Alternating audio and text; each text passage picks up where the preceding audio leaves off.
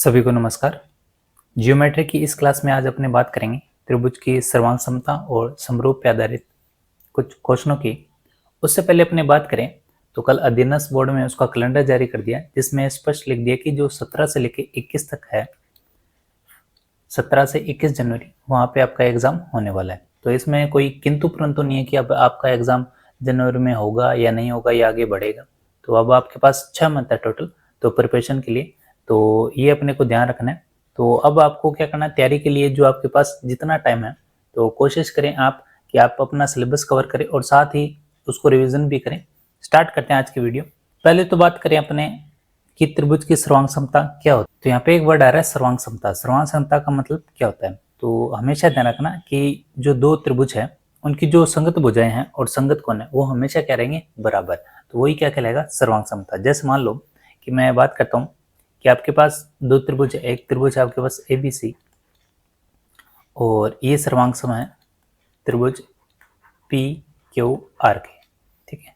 तो इसमें अपने को ध्यान रखना है कि अगर आपके पास ये सर्वांग सम है तो आपके पास कोण A और कोण P क्या होगा, बराबर है। तो इसमें आपको जो लिखा हुआ है स्टार्टिंग में A बराबर है किसके, P के, तो यहाँ पे कोण क्या होगा, A बराबर होगा P के। उसी तरह जो कोण है B, ये B है तो इसके साथ में कौन सा होगा, कोण Q, तो ये कोण क्या होगा, बराबर है। उसी तरह कोण C बराबर होगा कोण R के, ठीक है।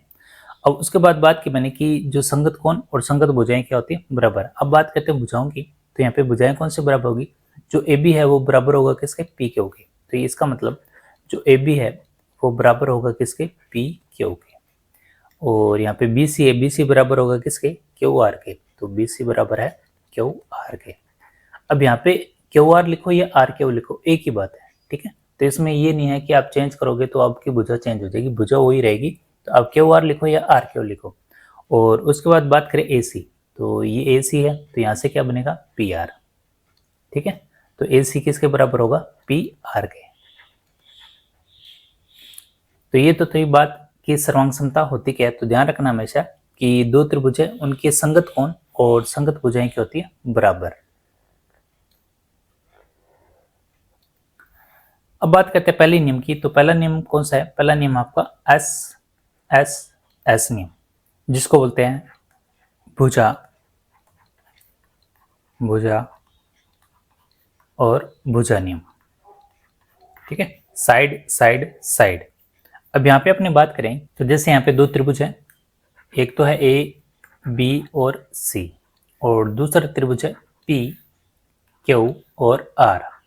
तो इसमें क्या होगा, तो आपके पास भुजा भुजा नियम में क्या होगी, तीनों भुजाएं क्या होंगी, बराबर है। तो अपने लिख लेते हैं, यदि आपके पास AB, अब AB के बराबर क्या होगा, PQ, तो AB बराबर है PQ के। और BC किसके बराबर होगा, BC बराबर होगा QR के, QR। इसी तरह आपके पास क्या रहेगा AC, तो AC बराबर होगा किसके, PR के, PR।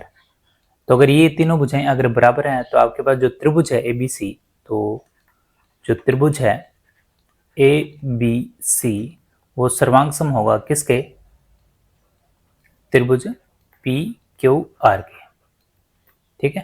तो एक चीज ध्यान रखना, अगर आपके पास दो भुजाएं बराबर होती है तो तीसरी भुजा अपने आप क्या हो जाती है, वो बराबर।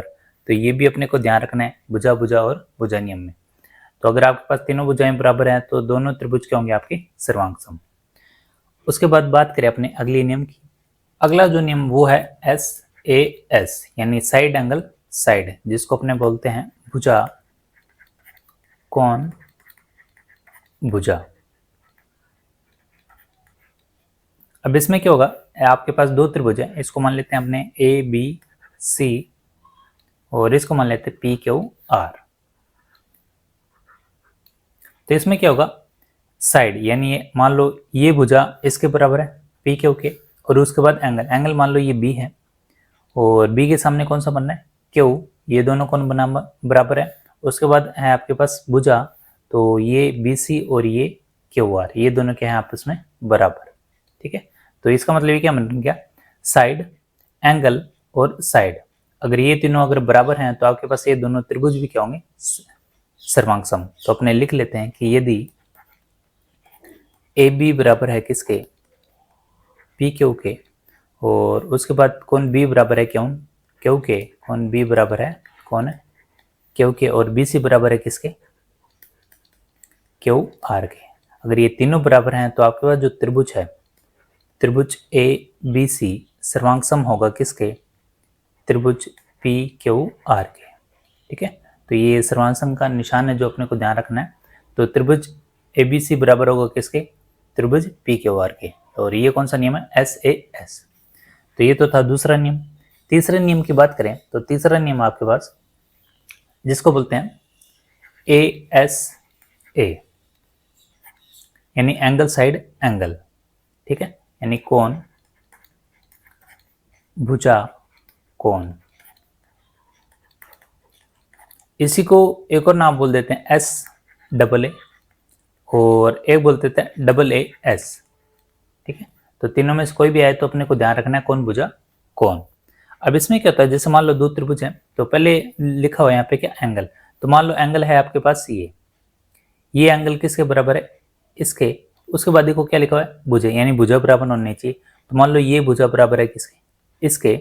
और उसके बाद है एंगल, और एंगल मान लो आपके पास है ये एंगल, और बराबर है किसके, इसके। यानी एकदम सीरीज में होना चाहिए जो आपको यहाँ पे लिखा हुआ है, यानी एंगल साइड एंगल। तो आपके पास त्रिभुज है ए, और ये है बी, और ये सी, और इसको मान लेते हैं पी क्यू आर।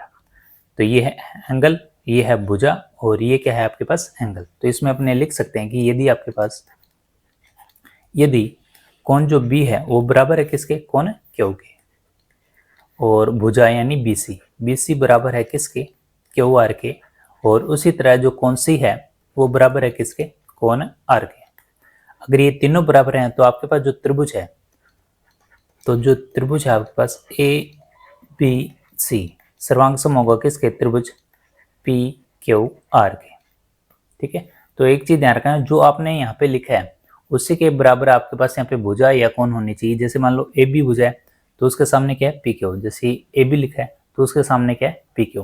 अब कोण बी के सामने कोण क्यू बराबर है, यानी ये बी है और बीच में है, तो ये क्यू भी कहाँ आना चाहिए, बीच में। ठीक है, तो ये है आपके पास 3 नियम। और चौथे नियम की ओर चलते अपने। चौथा नियम है जिसको बोलते हैं R H S.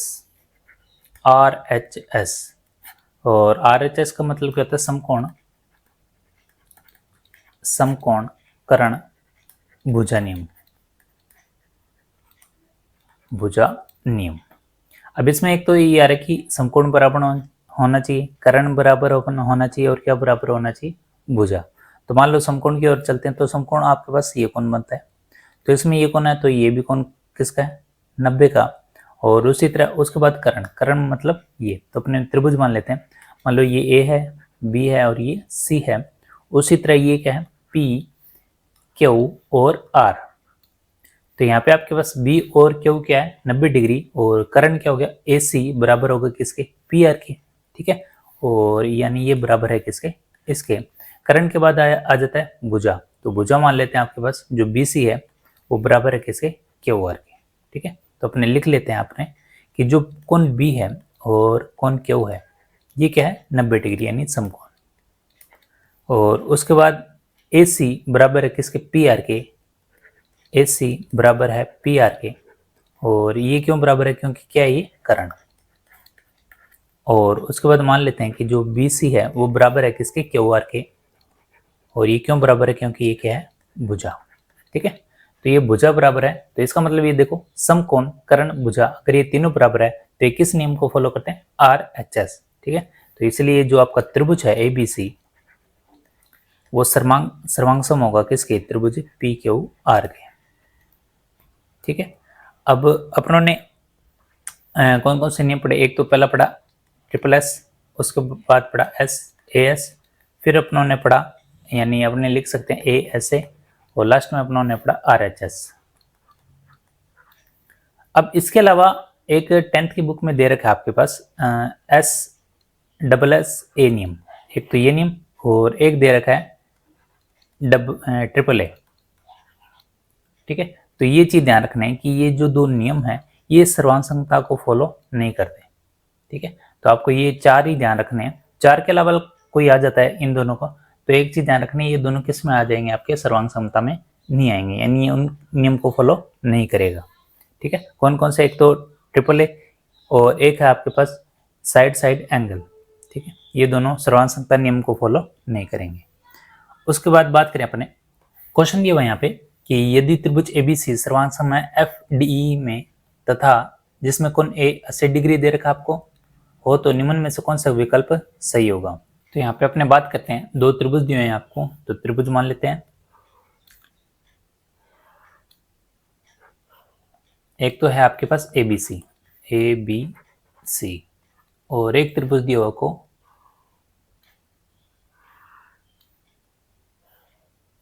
F D A. अब दो त्रिभुज है, दो त्रिभुजों में एक कोण दे रखा आपको 80 डिग्री। अब 80 डिग्री दे रखा है और इसमें कोण ए है और एक कोण बी हो रहा है जिसमें आपको दे रखा है 40 डिग्री। कितना? 40 डिग्री। तो कोण बी है आपके पास 40 डिग्री। अब यहाँ पे कोण ए दे रखा है, बी दे रखा है, लेकिन ये कंडीशन दे रखी है दोनों त्रिभुज के हैं सर्वांग सम है, तो ये जो आपके पास कोण है ये बराबर होगा किसके? एफ के। ठीक है, यानी ये भी कितना होगा? 80 डिग्री। उसी तरह ये 40 है तो ये भी कितना होगा? 40 डिग्री। तो यहाँ पे ए आपके पास 80 है और बी 40 डिग्री है, तो सी कितना आ जाएगा? अपने को पता है त्रिभुज के तीनों कोणों का योग कितना होता है? 180। तो ये हो गया आपके पास 80 और 40 120। तो 180 करने के लिए यहाँ पे कितना आएगा? 60। तो सी अगर 60 डिग्री है तो ए भी कितना होगा? 60 डिग्री। ठीक है, तो यहाँ पे एक कोण बी 40 डिग्री दे रखा है और एक मान और दे रखा है, वो है ए बी, और ए बी है यहाँ पे 5 सेंटीमीटर। तो यहाँ पे ऑप्शन जो आपके पास क्वेश्चन पूरा है उसमें ए बी 5 सेंटीमीटर है, कोण बी 40 है और कोण ए है 80 डिग्री। तो यहाँ पे ए बी कितना है? 5। ए बी अगर 5 है तो डी एफ बी कितना होगा? 5।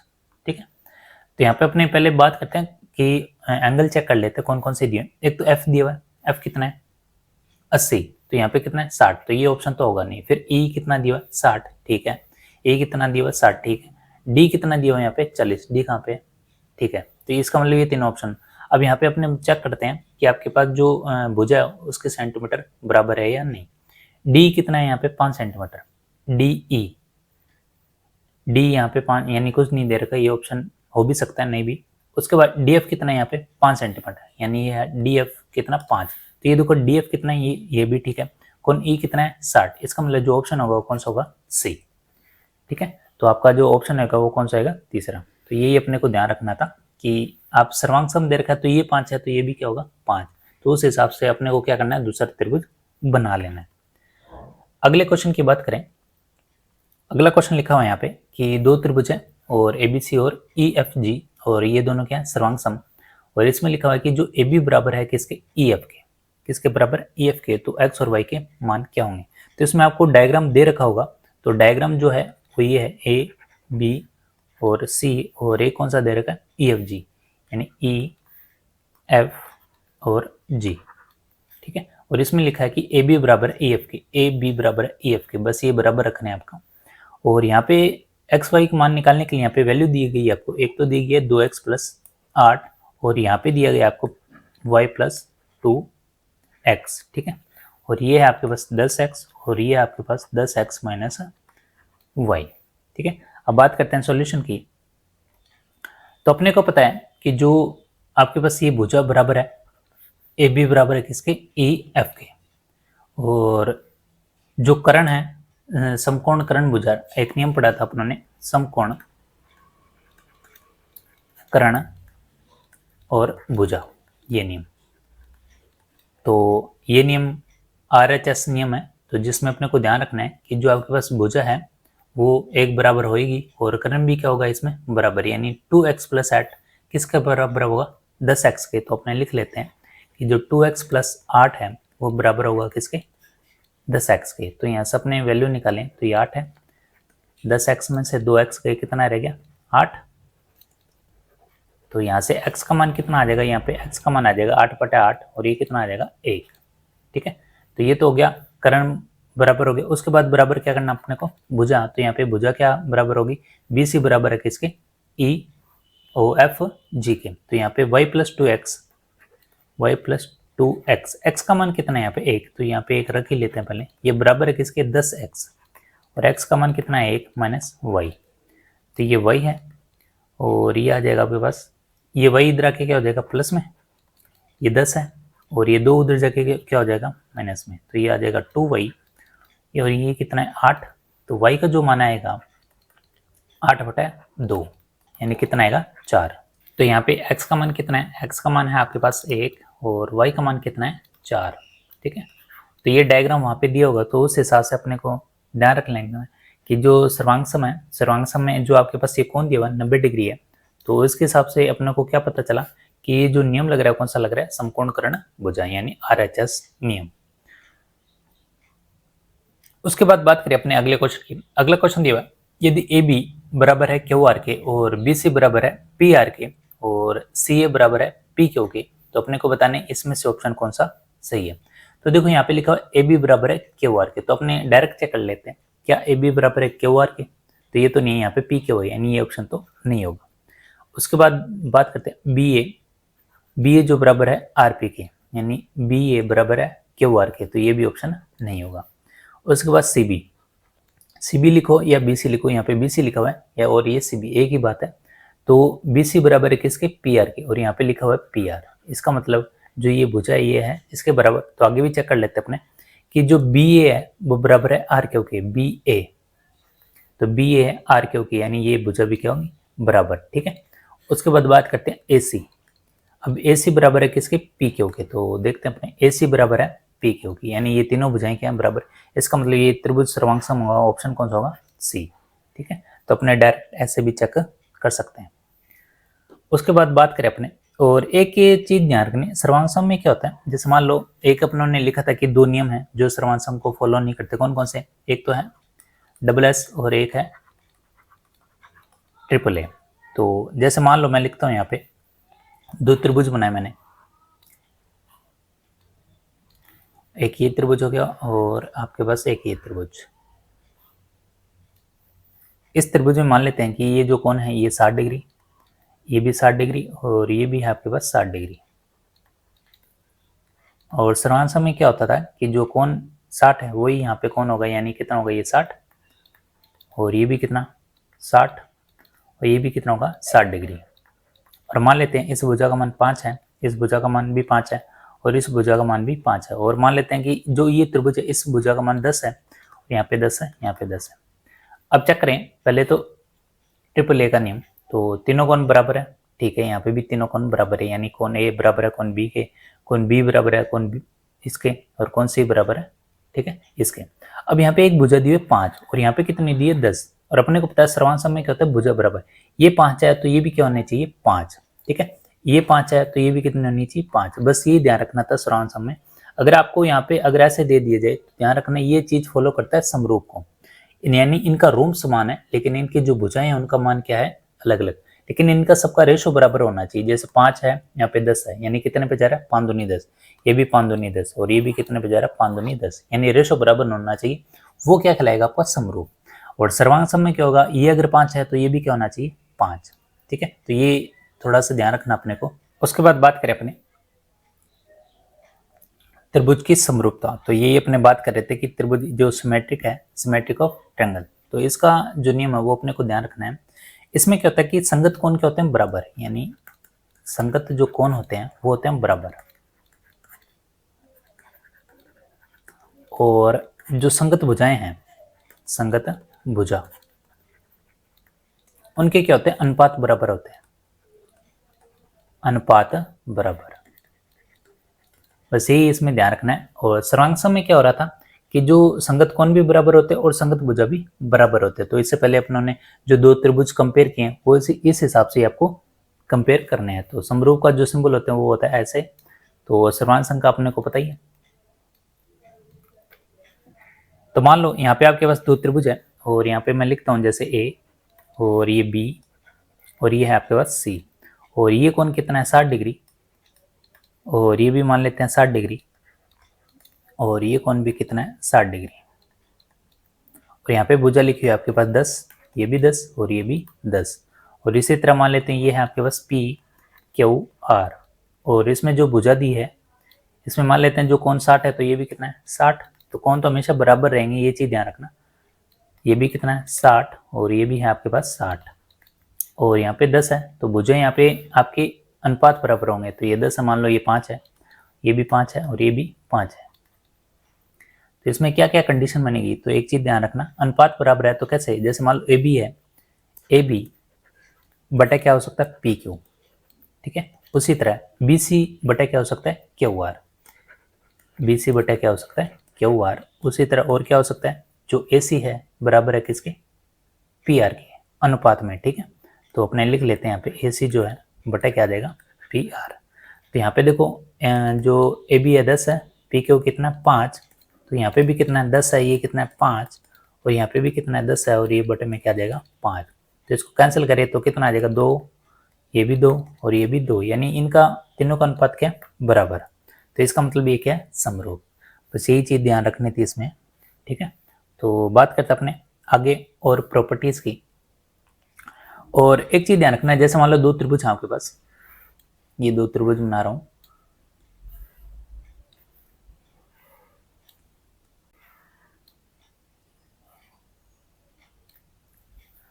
इसको मान लेते हैं अपने ए, ये है आपके पास बी और ये है सी और इसमें है पी क्यू आर, ठीक है। और मान लेते हैं कि ये दोनों त्रिभुज क्या है समरूप, जो त्रिभुज ए बी सी है वो समरूप है किसके त्रिभुज पी क्यू आर के।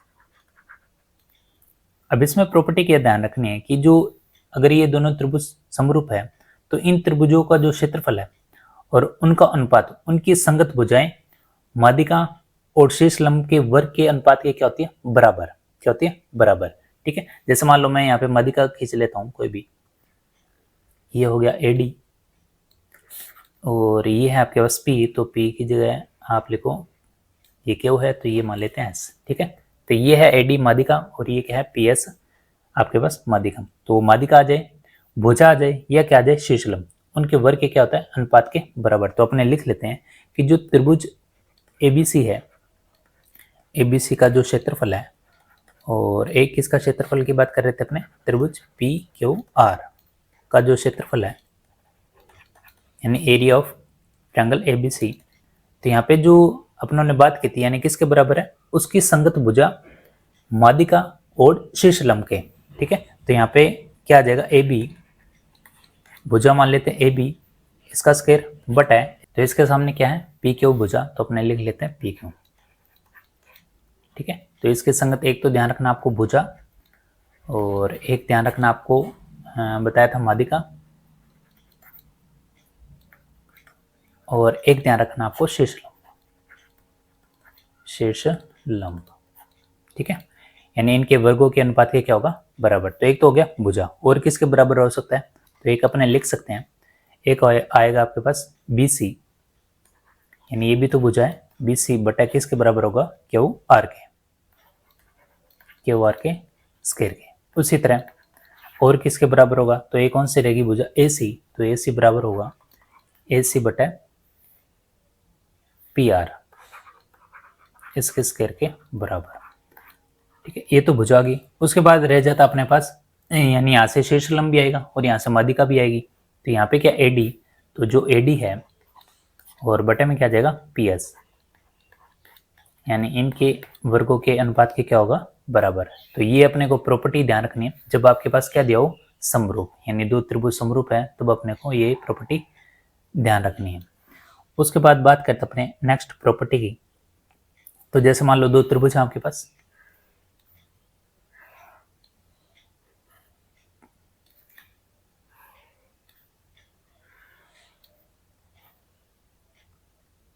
और यहाँ पे मान लेते हैं ये है ए, ये है बी और ये सी, और ये आ जाएगा आपके पास पी क्यू और आर, और इसके मध्य है आपके पास माध्यिका। यहाँ पे अपनों ने जो बात किया था वो क्या था क्षेत्रफल, यानी त्रिभुज का क्षेत्रफल है वो किसके बराबर हो सकता है।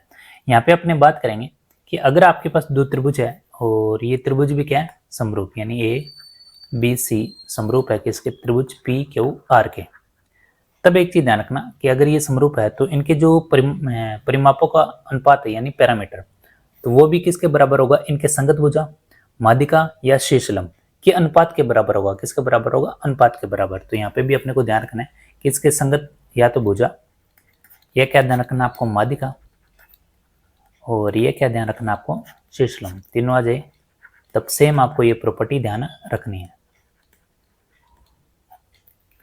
तो अपने बात करें पैरामीटर यानी त्रिभुज एबीसी का परिमाप अगर आ जाए, और बटा क्या करोगे?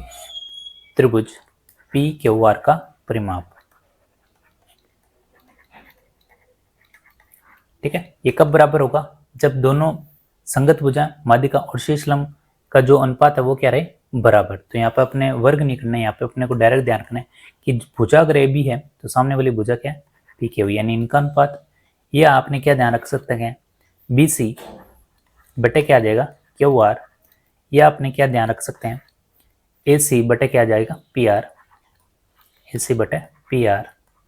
और ये आपने क्या ध्यान रख सकते हैं? जो ए डी है यानी ये ए डी है, और ये पी एस यानी ए डी बटा पी एस। ठीक है, तो ये तो रहा त्रिभुज एबीसी का परिमाप, और त्रिभुज पी क्यू आर का परिमाप अपने कैसे निकाल सकते हैं। तो इस पे आधारित कुछ क्वेश्चन बनते हैं, तो बात करते हैं क्वेश्चन की।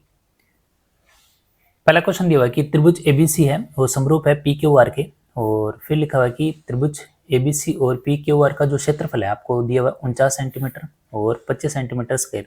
यदि त्रिभुज एबीसी की भुजा यानी बीसी कितनी दी हुई आपको? 5 सेंटीमीटर। तो बताओ त्रिभुज पी क्यू आर की जो भुजा है क्यू आर का मान क्या होगा? अब यहाँ पे अपने को एक कंडीशन लिखा हुआ है कि ये दोनों क्या है? समरूप। और समरूप के लिए अपने को क्षेत्रफल दे रखा है, तो क्षेत्रफल का अपने ने प्रॉपर्टी अभी पढ़ के हैं कि जो त्रिभुज ए बी सी है, ए बी सी का क्षेत्रफल, और एक क्या ध्यान रखना आपको? त्रिभुज पी क्यू आर का क्षेत्रफल, और ये किसके बराबर होता है? यानी उनके संगत भुजाओं के वर्ग के बराबर। यानी यहाँ पे आपको देखो भुजा कौन सी दे रखी है? बीसी। तो यहाँ पे आप लिखो बीसी यानी बीसी का स्क्वायर। अब यहाँ पे बीसी लिखा है यानी ये है बीसी, तो इसके सामने क्या बनेगा? Q R. यही अपने से पूछा है कि क्यू आर का मान बताओ क्या होगा, यानी क्यू आर का स्क्वायर। अब यहाँ पे अपने को वैल्यू दे ही रखी है कि त्रिभुज एबीसी का क्षेत्रफल कितना दे रखा है? 49। तो अपने लिख लो यहाँ पे कितना है? 49। और पी क्यू आर का जो क्षेत्रफल लिख रखा है कितना? 25 इक्वल, और बी सी यहाँ पे कितना लिख रखा है? 5। और अपने को निकालना है क्या? क्यू आर का स्क्वायर। ठीक है, और ये बी सी 5 है और ये इसका क्या आ जाएगा? स्क्वायर। अब 5 का स्क्वायर है और ये आ जाएगा 25। तो यहाँ पे अपने बात करें तो अगर अपने ये स्क्वायर हटाना हो तो ये क्या करें? यहाँ पे वर्गमूल आ जाएगा, तो इस पे वर्गमूल आ जाएगा। तो 49 किसका वर्गमूल होता है? 7 का। तो यहाँ पे 7 लिख दें, और 25 किसका होता है? 5 का। तो ये आपके पास जो स्क्वायर है वो यहाँ से हट जाएंगे। तो यहाँ पे क्या रखा? 5, और यहाँ पे क्या हो गया? Q R. ठीक है, क्या होता है कि जो आपके पास स्क्वायर है इधर आके क्या हो जाएगा? रूट में हो जाएगा। तो 49 का क्या हो जाएगा? 7, और 25 का क्या होता है? 5।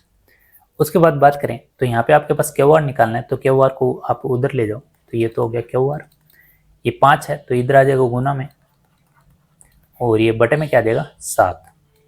तो ये आ जाएगा 25, और बटे में क्या आ जाएगा? 7। तो इसको अपने हल करें तो ये कितना आएगा? तो अगर ऐसे दिया हो 25/7 ऑप्शन में तब भी सही है, नहीं तो इसको हल कर लेते हमने। 7 21, पीछे रह गया 4 पॉइंट, तो ये जाएगा आपके पास 7 7 5 35, 5 रह गया 50, और 7 7 49, यानी यहाँ तक ही अपने 3.57 सेंटीमीटर जो आपके पास क्या आएगा? क्यू आर का मान। ठीक है, तो इस पे आधारित कैसे क्वेश्चन बनते हैं वो भी अपनों ने कर लिए। उसके बाद बात करें एक और क्वेश्चन की, और ये क्वेश्चन दिया हुआ है कि दो त्रिभुज हैं एबीसी और ये आपस में क्या समरूप, और त्रिभुज एबीसी और पी क्यू आर का जो परिमाप है वो दे रखा है 36 सेंटीमीटर और 24 सेंटीमीटर। यदि पी क्यू 10 सेंटीमीटर है तो ए बी का मान क्या होगा? तो यहाँ पे क्या लिखा हुआ? परिमाप। और परिमाप के लिए अपने को पहले पता होना चाहिए कि ये दोनों त्रिभुज क्या है? समरूप। तो समरूप के लिए अपनों ने पढ़ा था कि जो त्रिभुज है, त्रिभुज एबीसी का परिमाप बटा किसका परिमाप आएगा? त्रिभुज पी क्यू आर का परिमाप। और ये किसके बराबर होगा? ये बराबर होगा उसके संगत भुजा माध्यिका और शीर्ष लंब के संगत अनुपात। त्रिभुज एबीसी का परिमाप, और अपने को यहाँ पे दिया हुआ है पी क्यू, तो अपने बटे में पी क्यू आ रहा है तो बटे में पी क्यू लिखोगे। अब पी क्यू है और उसमें अपने को निकालना क्या है, ए बी। अब यहाँ पे जो वैल्यू दी है अपने यहाँ पे पुट कर देते हैं। तो त्रिभुज एबीसी का परिमाप एबीसी, तो क्रमशः लिखा है तो पहले किसका 36 बटा पी क्यू आर कितना दिया है 24, तो ये तो परिमाप आ गया। उसके बाद ए बी अपने को निकालना है, पी क्यू अपने को कितना दे रखा है 10, तो यहाँ से ए बी अपने निकाल सकते हैं। तो 10 अपने उधर ले जाते हैं, ये 36 इंटू 10 बटा 24 और यहाँ पे है ए बी, तो यहाँ से अपने कैंसिल करें तो ये जाएगा आपके पास 4 9 चौके 36 और 6 चौके 24, फिर 3 से जाएगा 2 तिया 6 3 तिया 9, फिर यहाँ से 2 से कैंसिल करिए 5 पे जाएगा तो और 5 तिया कितना होता है 15, यानी जो ए बी का मान आएगा वो कितना आएगा 15 सेंटीमीटर। ठीक है, तो बस ये ध्यान रखना है। यहाँ पे समरूप पूछा है तो उसके लिए क्या कंडीशन रहेगी और अगर सर्वांग सम दिया तो उसके लिए क्या प्रॉपर्टी रहेगी। तो एक तो अपने ने बात की थी कि क्षेत्रफल दिया हो तब अपने को क्या ध्यान रखना है, और एक ध्यान रखना कि अगर आप परिमाप हो तो उसके लिए अपने को क्या ध्यान रखना है, इसमें आपको स्क्वायर नहीं लगाना और क्षेत्रफल में आपको स्क्वायर लगाना है, बस ये इसमें ध्यान रखना है।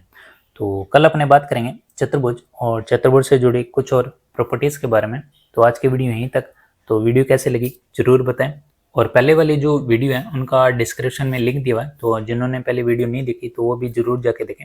ठीक है, तो अपना जो ज्योमेट्री की जो क्लास है एकदम बेसिक से स्टार्ट हुई है, तो अपने चलते हैं कि जो बेसिक से लेके आए हैं थोड़े हाई लेवल तक जो क्वेश्चन बनते हैं वो अपने कर सकें। तो मिलते हैं नेक्स्ट वीडियो में एक नए टॉपिक के साथ। धन्यवाद।